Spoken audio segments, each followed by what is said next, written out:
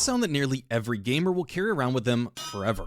Controller in your lap, whatever snacks you negotiated out of the kitchen in the other hand. That sound was a promise. Whatever was waiting on the other side of that loading screen, it was going to be yours, completely, and for as long as you could get away with it. For some of you, that sound is everything. Whole weekends lost inside Spyro's colorful worlds, sprinting through Crash Bandicoot's levels with your heart in your throat, hearing Resident Evil's doors creak open and feeling genuinely, legitimately unsafe. The PS1 was a ritual. You performed it alone, it was yours.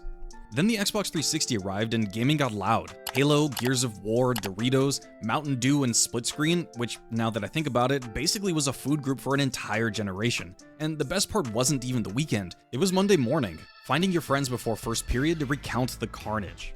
Pokemon Platinum in the DS era on a Saturday morning car ride. You just found the portal and stepped into the distortion world and watched the game fold itself inside out into something completely unlike anything you'd ever seen before.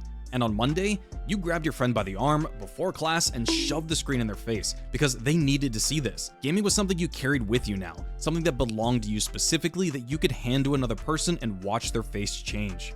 2011 was different again. Skyrim and Minecraft didn't care who you were. The kid who only played sports games had a Skyrim character, your cousin who didn't own a console had a Minecraft world. Everyone was inside these games at the same time, and on Monday, the conversation wasn't about what happened in the game, it was about what happened in your game, your world, and your story. We're in 2026 now. Do you want to know what the modern equivalent of all of that is?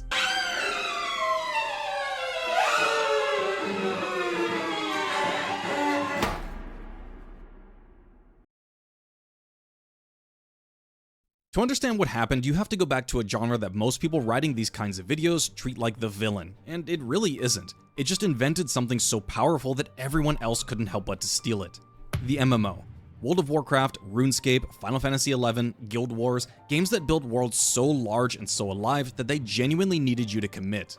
Not just your attention, your schedule, your week, your Tuesday night. Zelda was never going to ask you to learn a 2-minute burst rotation with buff potions timed to your raid's global cooldown, and Donkey Kong never needed you to spend 6 weeks leveling a crafting skill tree before you were viable in endgame content. But MMOs could ask all of that, and players said yes, enthusiastically, because the world on the other side of that commitment was worth it. Not the numbers or gear score, but the actual living community of people who were as deep in it as you were. Here's why that made sense. These were subscription games. Every month you paid to play. Shut up and take my money! And every month, the developer needed a reason to keep you paying. So they built systems that made leaving feel costly. Daily quests, weekly raid lockouts, new content gated behind a reset that you couldn't skip. Miss a week and your raid group clears content that you couldn't contribute to. You become the weak link, the person everyone politely works around. And the thing is, that wasn't manipulation yet. It only becomes predatory when you take the schedule, remove the community, and keep the grind. I know exactly how it feels because I lived in DC Universe Online for what my dad generously described to my family members as a concerning amount of time. I had a raid group, real people, real schedules, real investment in each other's progression. We'd log in together, run the content, gear up slowly over weeks, and in between big stuff, we'd grind out the daily missions, the collections, the reputation grinds, because that was just part of it. That was the rhythm that held the whole thing together. And then, replay tokens dropped. For the uninitiated, replay tokens let you repeat locked content immediately. Content that was designed to be gated behind a weekly reset. Content whose entire purpose was to make you come back next week with your friends and do it again. Our first reaction was like, this is incredible. You could replay raids, farm gear, and skip the wait entirely. It felt like a gift from the developers. But ultimately, it wasn't.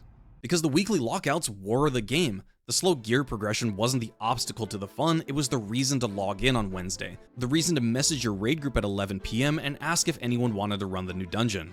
Replay tokens dissolved all of that in an afternoon. My friends didn't want to spend money to use them constantly. I did sometimes, so now we were on different progression timelines, which meant playing together required one of us to wait or the other to skip ahead alone. The group splintered, we burned through content in weeks instead of months, and then we just ran out of things to do. Not because the game was bad, which is debatable, just because we've been handed a fast forward button for the only thing keeping us there. And it sucked. After years of having this schedule with my friends, that just kind of faded. We'd cleared everything in 3 weeks, sat in max level gear with nowhere to put it, and every time we logged in after that, it felt like we were trying to justify why we were there in the first place. That feeling is something every MMO player knows because what the developers who came after took from MMOs wasn't the community, or the world building or social architecture that made the grind worth anything. They just took the grind. What if we kept the systems and removed the people? Feels like the design ethos of what came after it, like it was plastered on the whiteboards of every live service studio that looked at WoW's subscription numbers and had a vision. Daily quests, weekly lockouts, seasonal events, login streaks, battle passes, just lift all of it straight out of MMO, drop it into a game one person plays on their couch alone, and see what happens. And I want to be clear about how absurd this is, because we've been looking at it for so long it stopped looking that way. Assassin's Creed Valhalla has a battle pass, a seasonal content model, limited time events, gear that shakes up the meta of your save file that nobody else is in. Assassin's Creed, the game about a historical fiction hooded guy who stabs people and climbs buildings, battle pass. I really need you to sit with that for a second. And even then, Valhalla is almost quaint compared to the other giants. Destiny 2. There aren't really any Destiny 2 stands anymore, and I say that with love. I spent 5 hours in the Vault of Glass on release day. No guide, no idea what Atheon even was. Just me and my friends completely lost and completely locked in. I was a stan. The game, unfortunately, just made it structurally impossible to stay one. Bungie built a live service shooter with seasonal content. You'd buy into a season, follow a narrative, invest in characters, and then at the end of the season, they just deleted it. The story you paid for, the missions you ran, all vaulted and gone. If you didn't finish before the timer hit 0, you missed it, permanently. Bungie took your money, deleted your content, and called it a feature. If somebody did that to you on the street, you'd call the police. Bungie did it in a video game and we just kind of accepted it, which says something about us that I don't really love. And then there's Fortnite and Genshin Impact, games that turn the anxiety of missing out into such a precise science that they make Destiny 2 look amateur. Limited skins, collaboration events that run for 2 weeks and never come back, and the effect isn't just fear, it's something closer to shame, like you weren't dedicated enough. I want to describe something to you, see if it sounds familiar. It's a weeknight, you're tired, you don't particularly feel like gaming tonight. Not in the way that you used to when you were 15 and had nowhere to be. But you open up the game anyway. Not because you're excited, but because you're aware in the back of your head that the daily reset happened 2 hours ago. So you log on. You do the dailies and weeklies, which take about 90 minutes and feel less like playing and more like chores. Did you play tonight? Kind of. You were in the game for 90 minutes and you couldn't tell me a single thing that happened that was fun. At some point, you just became the janitor for your own save file and didn't notice when that happened. And the worst part is, you knew while you were doing it. Some part of you knew it wasn't fun, but the system is designed so that not doing it feels worse than doing it. So you stay and you do the dailies, you log off and you do it again tomorrow. Until one day you just don't, and the game sends you a notification asking where you've been, like the Duolingo owl, which ironically feels more emotionally manipulative than most relationships I've been in. I remember the exact moment I clocked it for myself. I wasn't even doing the content. I was just running around the hub world trying to parkour into sections I had no business being in. Not because there wasn't anything there, just because that was the only thing left that felt actually like playing.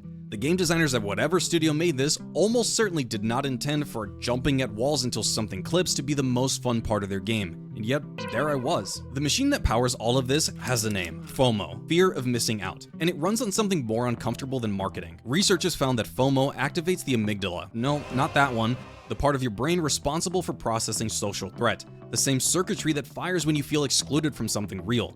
A missed funeral, a friend group that's moved on without you, a group chat that went quiet. Game designers didn't invent that response, they just figured out how to monetize it. So when the battle pass timer hits 0 and you didn't finish it, your brain isn't logging a minor inconvenience, it's registering a real social wound. And that's not a side effect of the design, it is the design itself. The timer isn't there to create urgency, it's there because urgency is cheaper than content. If your brain experiences missing a skin drop the same way it experiences being excluded from a birthday party, you don't need to make a good game, you just need to make a good countdown clock. And it turns out, countdown clocks are a lot cheaper than good games. Destiny runs on this. Fortnite built an empire on it, and Genshin Impact made it into an art form. Limited characters on rotating banners, a pity system engineered so precisely that you're almost just close enough to keep pulling. And the part that should genuinely unsettle you is that it works on people who know exactly what's happening. I've personally watched people who could write dissertations on predatory monetization open their laptops at 11:45 p.m. to finish a battle pass tier before the season resets. Knowing the trick doesn't even make you immune to it. Once a game teaches your brain that missing time is a loss, once it hijacks the same response that you'd have to actual social exclusion, logging in stops feeling optional. And that's when casual gaming died. Not with a bang, just with a daily reset notification at 9 a.m. You know that feeling when you get out of a bad relationship and you're so conditioned to expect the next one to hurt that when it just doesn't, the peace feels almost alien? That specific bliss of realizing nothing is wrong, nothing is coming, or nothing's being asked of you, that's what people mean when they call certain games comfy. It's not about aesthetic necessarily, it's about the baseline. The bar has been set so low that a game simply not manipulating you feels like warmth. The game doesn't care if you log in today, you can buy it right now, put it down for a year, come back, and it will be exactly where you left it. Just the game waiting patiently. Of course, the game I'm talking about is Hollow Knight. But what makes it interesting for this conversation isn't just that it lacks those systems, it's what it chose to put in their place. The Pantheon of Hollowness from the Godmaster DLC is one of the hardest optional challenges in modern gaming. Every boss in the game back to back, no checkpoints, no saves between floors, start over when you die. Most players spend hours on it, some spend weeks, and the only reward for completing the highest tier is bragging rights and the knowledge that you did it. That's it. No banner, no battle pass tier that unlocks a slightly different color for your nail, just the fact that you did it, which turns out to be plenty. You can attempt the Pantheon right now, today, and it's identical to what it was on launch day. The only thing that changes is you, how well you've learned the bosses, how much patience you've built. And then Silksong came out and Team Cherry announced 4 free DLC.